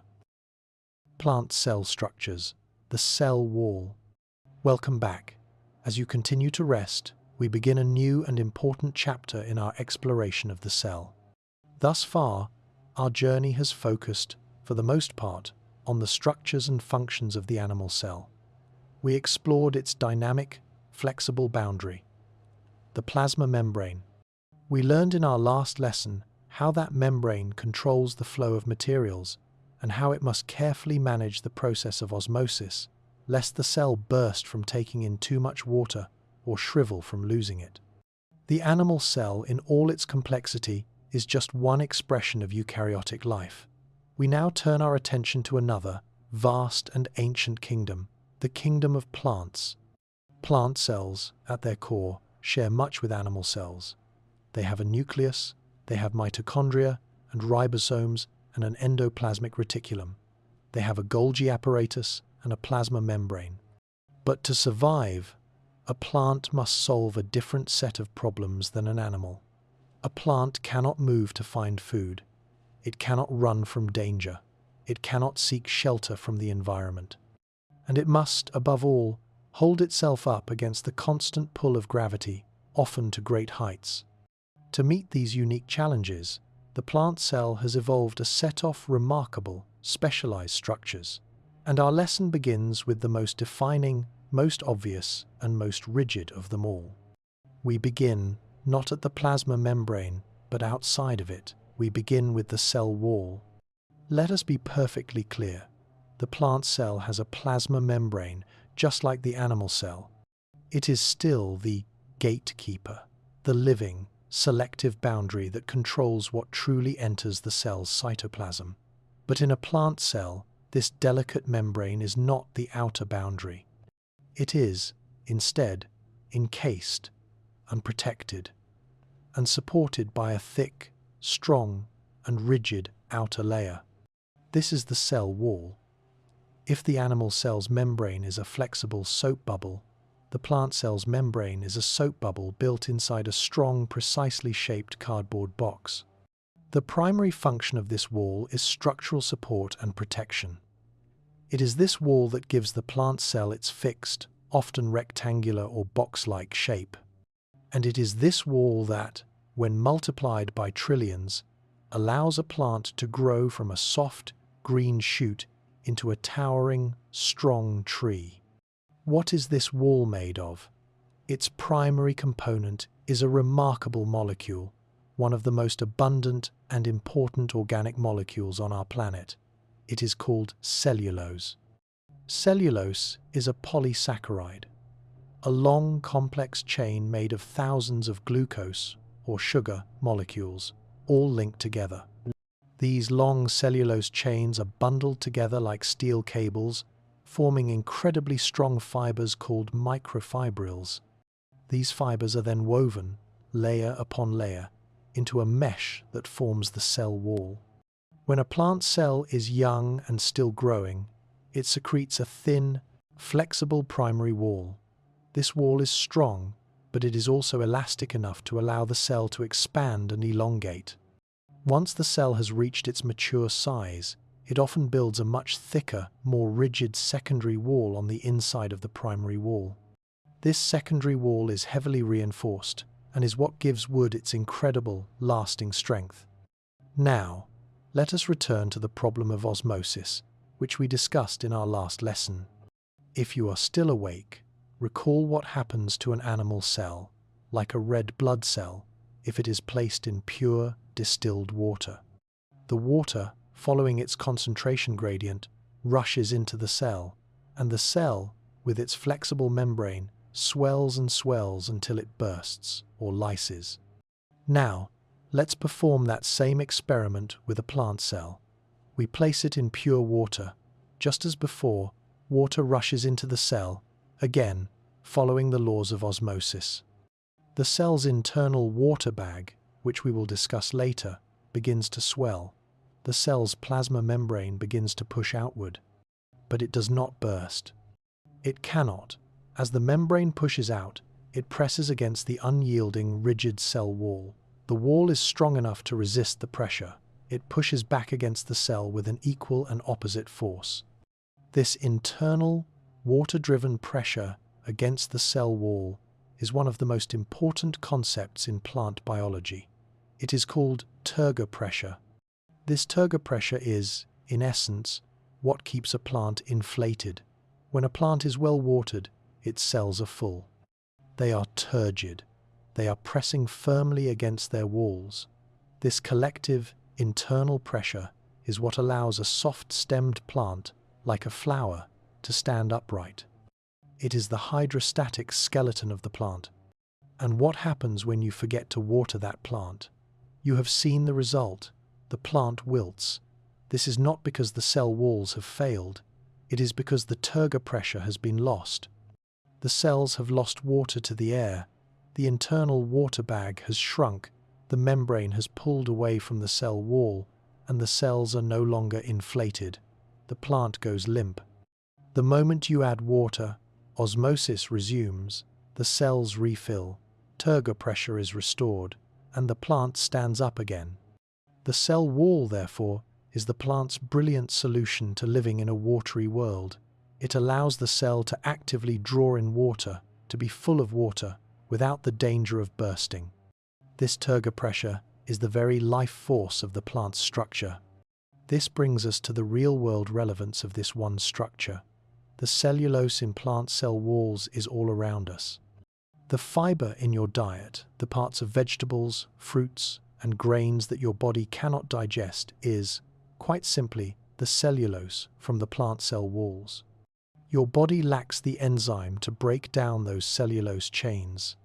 Wood, the material we have used to build our homes and fires for millennia, is little more than the accumulated, dead, secondary cell walls of tree trunks. The strength of a giant redwood is the collective strength of these cellulose fibers. The cotton in your clothes is nearly pure cellulose. The paper this knowledge might once have been written on is processed, refined cellulose. We have now seen how the cell wall provides the plant with its structure, its shape, and its solution to the problem of osmosis.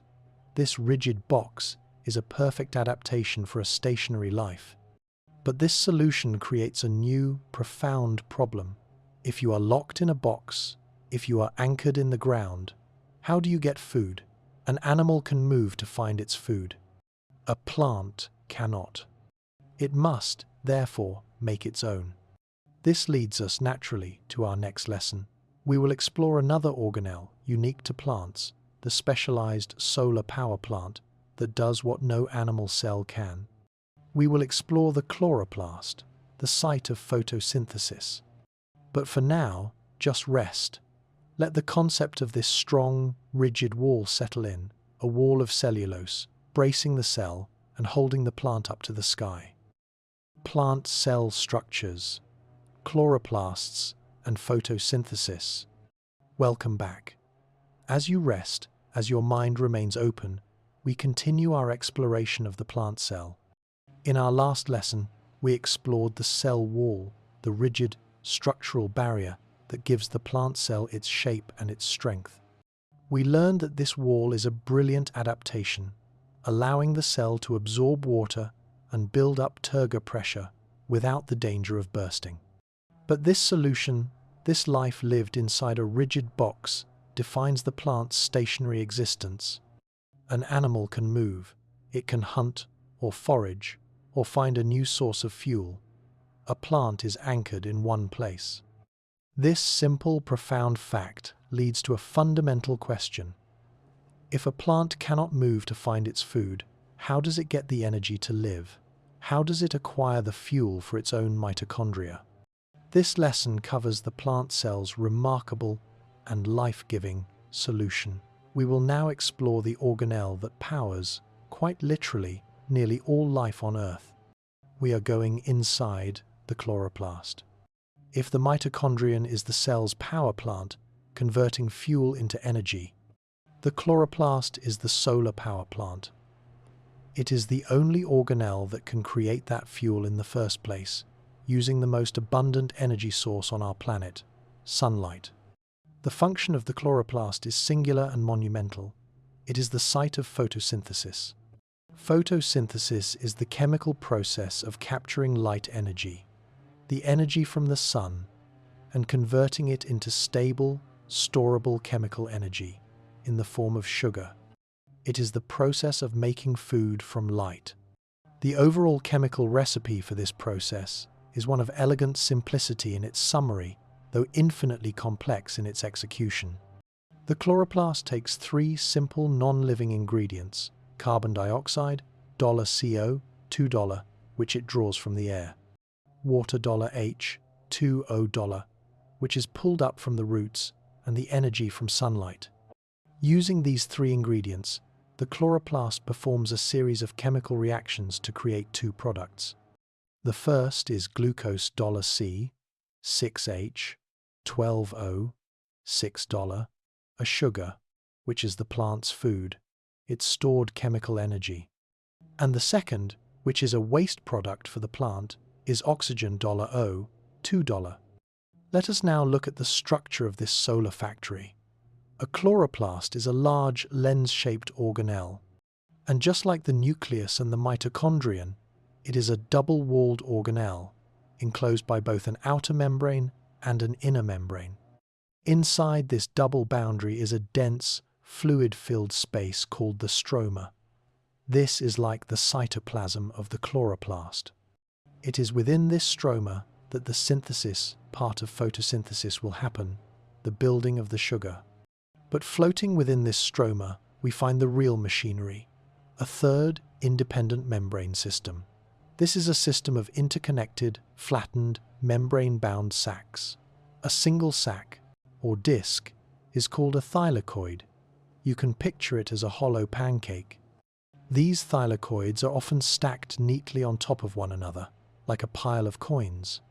A single stack of thylakoids is called a granum, or grana for plural. And embedded within the membrane of these thylakoids, like tiny solar panels, is the most crucial molecule, the pigment chlorophyll. Chlorophyll is the molecule that gives plants and leaves their characteristic green color. It is green because it is absorbing all the red and blue wavelengths of light for energy, and it is reflecting the green light, which is why we see it. This pigment is the very antenna that physically absorbs the light energy from the sun. The process of photosynthesis occurs in two main stages, each in a different part of the chloroplast. The first stage, the light-dependent reactions, happens in those thylakoid membranes. Here, the chlorophyll captures solar energy and, using water, converts that energy into small, temporary, high-energy battery molecules, like ATP. This is also where water is split and oxygen is released as a byproduct.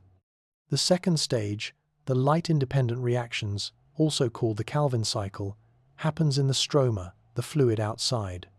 Here, the chloroplast uses the energy from those battery molecules, and, in a complex chemical cycle, it takes carbon dioxide from the air and uses it to build the stable, long-term energy storage molecule, glucose.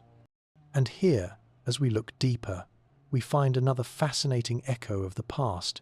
Just as we did with the mitochondrion, chloroplasts also contain their own separate circular DNA, and they contain their own ribosomes. This is overwhelming evidence for the endosymbiotic theory. Just like the mitochondrion, the chloroplast is believed to be the descendant of a once free-living, independent bacterium. Specifically, a cyanobacterium, which was a bacterium that had already invented photosynthesis. Billions of years ago, a larger host cell engulfed this bacterium. Instead of being digested, it formed a symbiotic partnership, trading its food-making ability for a safe, stable home. It is another ancient guest, living within the cell and powering our entire world. Now, as we are discussing the unique features of the plant cell, we must mention one other dominant structure that works in concert with the cell wall. While the animal cell has small temporary vacuoles, the mature plant cell has a central vacuole. This is a single, enormous, membrane-bound sac that can take up to 90% of the entire cell's volume. It is, in essence, a giant water bag. This central vacuole is the cell's main storage tank. It holds a watery solution called cell sap, and it stores not just water, but also nutrients, pigments, and even defensive toxins or waste products. But its most important role is to maintain turgor pressure. By filling with water through osmosis, this giant vacuole swells. It presses the cytoplasm and the plasma membrane outward, pushing firmly against the rigid cell wall. It is the central vacuole, working with the cell wall, that keeps the plant cell turgid, firm, and upright. The real-world relevance of the chloroplast and photosynthesis is, quite simply, everything. It is not an exaggeration to say that this single process is the foundation of our entire biosphere. First, it is the food. Photosynthesis is the base of virtually every food chain on the planet. The energy you get from eating an apple is the stored solar energy, captured by chloroplasts and turned into sugar. The energy you get from eating meat comes from the animal that ate the grass, and the grass was powered by chloroplasts. All life, with just a few small exceptions, runs on this captured sunlight. Second, there is the matter of the air you are breathing as you rest. The oxygen in our atmosphere, the gas that is essential for our own cellular respiration in our own mitochondria, is a byproduct of photosynthesis. For billions of years, these tiny, green, solar-powered organelles have been silently capturing sunlight and releasing the oxygen that has shaped our planet and made our own complex life possible. We have now explored the fundamental structures of the animal cell, and we have just examined the unique, defining features of the plant cell: the rigid cell wall, the massive central vacuole, and the brilliant solar engine of the chloroplast. We now have all the pieces. In our next lesson, we will formally synthesize this knowledge. We will place these different blueprints side by side. We will create a clear comparison, reviewing what they share and what makes each of them a unique solution to the challenge of being alive. We will also revisit our very first topic, the simple prokaryote, to complete our picture of life's foundational designs. But for now, just rest. Let these concepts settle. The plant cell, a strong, self-sufficient, and quiet creator, making food and air from light and water. Comparing cell types, a synthesis. Welcome back. Our journey through the intricate world of the cell has been a long and detailed one. We have traveled, lesson by lesson, through the inner workings of life's fundamental unit. We have explored the nucleus as the command center, the mitochondria as the power plants, and the chloroplasts as the solar engines. We have seen the factories, the shipping centers, the recycling plants, and the very framework that holds the cell together. We have studied the blueprint of the animal cell.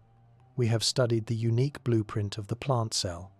Now, in this review module, our task is to synthesize this knowledge. It is time to step back from the individual components and to look at the blueprints themselves, side by side. This is a moment to organize the information that has settled in your mind, to see the elegant patterns of life, and to understand why these different, beautiful forms exist. Let us begin with the simplest and most ancient design, the one we mentioned in our very first lesson, the prokaryotic cell. The name itself, from the Greek pro, meaning before, and karyon, meaning kernel or nucleus, tells us its defining feature. These are the before nucleus cells.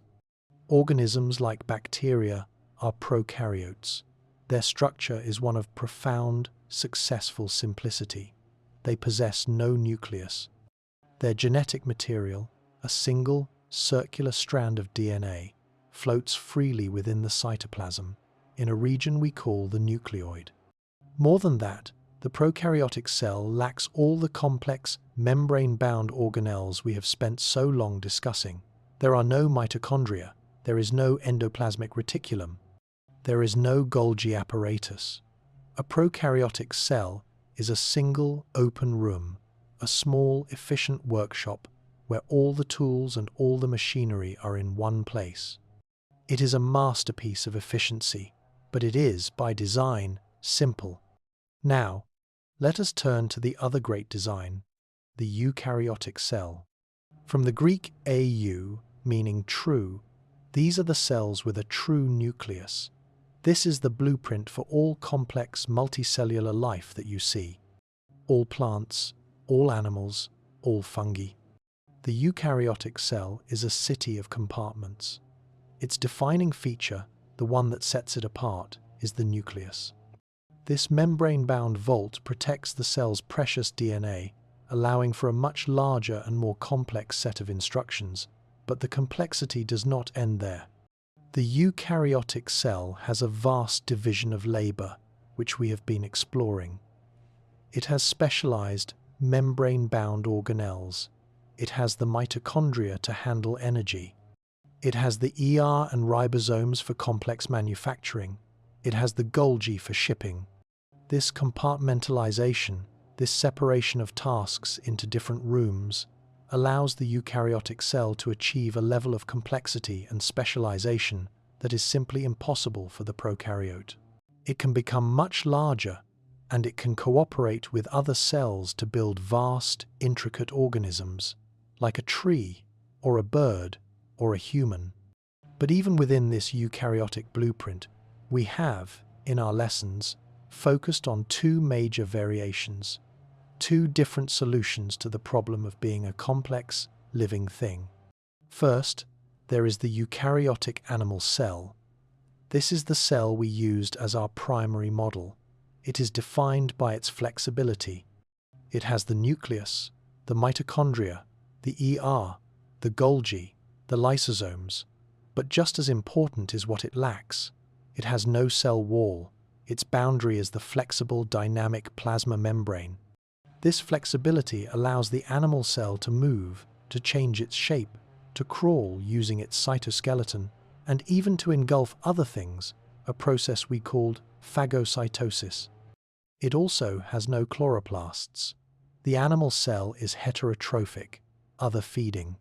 It must find and consume its fuel from the outside world. And second, we have the eukaryotic plant cell. It shares that same fundamental eukaryotic chassis. It has the nucleus, the mitochondria, the the Golgi, but it has been adapted for a completely different life. It is stationary, and it is autotrophic, or self-feeding. To solve the problems of this lifestyle, it has three unique structures that we have just discussed. It has the cell wall, a rigid box of cellulose, built outside the plasma membrane to provide the structural support that an animal gets from a skeleton. It has the chloroplasts, the green solar engines that allow the plant to ignore the problem of finding food and to instead make its own, using only sunlight, water, and air. And it has the large central vacuole, the enormous water-filled sac that presses against the cell wall, creating the turgor pressure that keeps the plant firm and upright. So, we have these three great designs. If you are still awake, you can use a simple mental checklist to distinguish them. When you look at any cell, the first question is always, does it have a nucleus? If the answer is no, you are finished. It is a prokaryote. If the answer is yes, you know it is a eukaryote. You then ask the next set of questions. Does it have a rigid cell wall? Does it have chloroplasts? Does it have a large central vacuole? If the answer is yes to these, you are looking at a plant cell. If the answer is no, if its boundary is a flexible membrane, you are looking at an animal cell. It is just as important, in this synthesis, to remember what all cells have in common. Despite these vast differences in complexity and strategy, all three of these blueprints, the bacterium, the plant cell, and the animal cell, share a core set of components. This shared hardware is a powerful testament to a single, shared origin of life, deep in the Earth's distant past. First, all cells have a plasma membrane. Every single living cell must have this selective skin to separate its internal, living chemistry from the non-living world outside. Second, all cells have cytoplasm, the jelly-like fluid that fills the cell and in which all the components are suspended. Third, all cells use DNA as their genetic material, the blueprint for life. In the eukaryote, it is safely stored in the nucleus. In the prokaryote, it floats in the nucleoid. But the language, the molecule, is the same. And fourth, all cells have ribosomes. This is a profound and telling fact. The small, non-membrane-bound machines that build proteins are universal. The nucleus, the mitochondria, the chloroplasts, these are options in life's design. But the plasma membrane, the DNA, and the ribosomes, these are requirements. Why is this distinction, this simple separation of prokaryote versus eukaryote, so critically important? It is not just an academic detail. It is, quite literally, a matter of life and death. This is the entire foundation of modern antibiotic medicine. When you have a bacterial infection, a prokaryotic infection, a doctor prescribes an antibiotic, like penicillin. These drugs are selective poisons. They are engineered to attack structures or processes that are unique to prokaryotic cells. Penicillin, for example, works by attacking and breaking the linkages in the bacterial cell wall, a structure that your eukaryotic cells do not have. Other antibiotics, like streptomycin, are designed to gum up the specific prokaryotic version of the ribosome, shutting down their protein factories. The medicine is therefore toxic, even lethal, to the invading bacteria, but it leaves your eukaryotic cells, with your different ribosomes and complete lack of a cell wall, completely unharmed.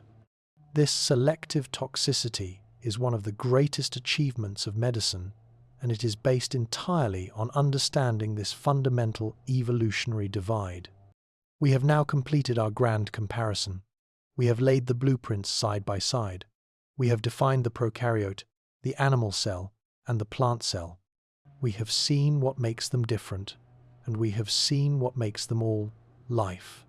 We have, in essence, examined every part in great detail. But a cell, any cell, is not just a static list of parts. It is not just a blueprint. It is a living, breathing system. The parts do not exist in isolation. They are in constant communication, in a dynamic, flowing dance of energy and information. For our final lesson, let us step back one last time. Let us put all these components into motion and reflect on the cell not as a collection of things, but as a single, living, and harmonious system. Conclusion: the cell as a system. We have reached the end of our journey. This is our final lesson. Over the course of our study, we have taken the living cell, this fundamental unit of life, and we have disassembled it piece by piece. We have done this in a quiet, methodical way, just as a watchmaker might lay out the components of a fine timepiece. We have visited the great library of the nucleus and the tireless, ancient power plants of the mitochondria. We have stood on the factory floor of the endoplasmic reticulum and watched the ribosomes building the very machinery of life. We have followed the packages to the Golgi apparatus, the central post office, and we have observed the cleanup crews of the lysosomes and peroxisomes. We have felt the bones and muscles of the cytoskeleton, and we have stood at the city wall, the plasma membrane, and watched the complex dance of cellular transport. We have compared the blueprints, the prokaryote, the animal cell, and the plant cell, with its unique wall and chloroplasts. It is tempting, now, to see the cell as this list of parts, a collection of organelles, a bag of stuff. But this final lesson, perhaps the most important of all, is to put all of these pieces back together. It is to see that the cell is not a list of things, but a relationship between them. It is to see the cell not as a collection of parts, but as a single, dynamic, living system. This is the central concept. The cell is the fundamental unit of life, because it is the system that is alive. No single part of the cell is alive on its own. Your DNA stored in the nucleus is just a chemical molecule. It is not alive. A mitochondrion, if removed from the cell, is just a small bag of enzymes. It is not alive. A ribosome is a machine, no more alive than a tiny, complex robot. Life, the quality of being alive, is an emergent property. This is a concept where the system as a whole, the whole cell, has properties and abilities that the individual components do not possess on their own. The system, the organized, interacting, and collective whole, is far, far greater than the sum of its parts. If you are still awake, picture this. Imagine a car. Is the engine a car? No. Is a wheel a car? No. Is a seat a car? No. But when you assemble all of these non-car parts in a very specific, coordinated way, a new property emerges, the property of transportation. The cell is the same, the property of life, the ability to metabolize, to respond, to grow, to reproduce. This property emerges only when all these non-living parts work in perfect harmonious concert. Let us trace the flow of one single action to see this system in motion.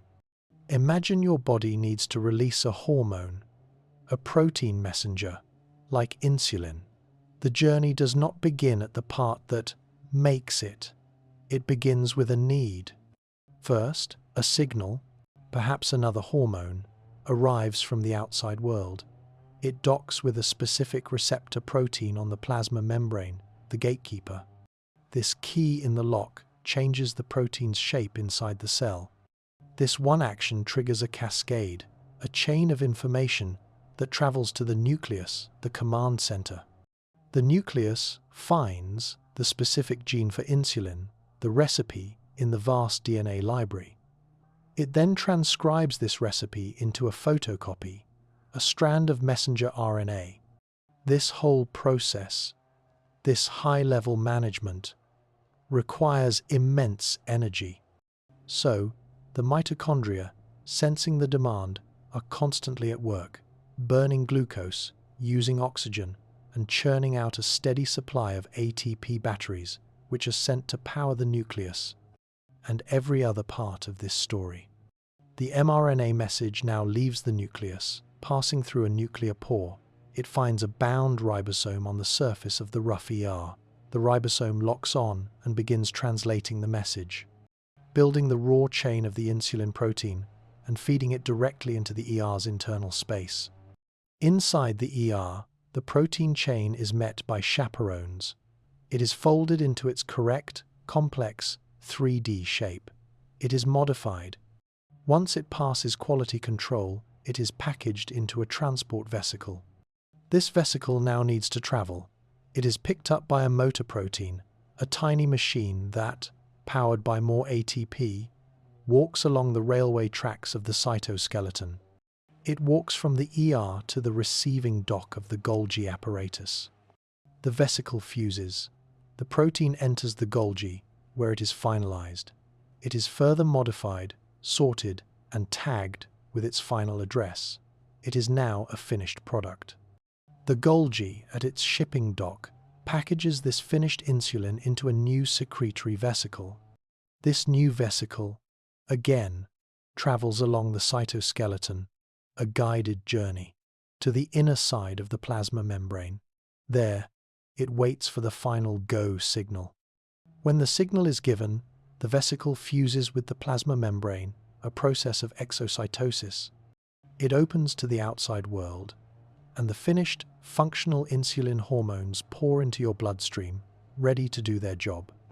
In this one, single story, in just a few seconds, we have seen the nucleus, the ribosome, the ER, the Golgi, the cytoskeleton, the plasma membrane, and the mitochondria, all working in a seamless, coordinated, and beautiful symphony. While this was happening, lysosomes were busy recycling old, worn-out proteins to provide the raw amino acids for this new one. The membrane's pumps were busy maintaining the correct ion balance, and osmosis was keeping the cell's water pressure stable. This is the cell, not a list of parts. It is a flowing, living river of information and energy.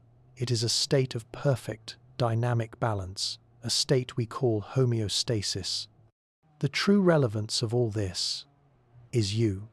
As you lie here, resting, you are not a single thing. You are a community. You are a vast, cooperative society of an estimated 30 trillion of these living, breathing systems. Every single aspect of your existence, every thought that flickers through your mind, every memory you hold, every beat of your heart, every simple, unconscious breath you take, is the summed, collective, and harmonious expression of these trillions of cellular systems, all working within you. You are this symphony. You have now completed your foundational lesson on the cell and its organelles. This knowledge, these stories of the inner world, are now settling into your mind. They are becoming a part of your own understanding, a new way to see the living world and to see yourself. Our educational journey will continue, but for now, your work is done. You can let these concepts rest, as you, yourself, now rest. As you drift deeper, your mind can organize and review this new knowledge. For now, sleep well.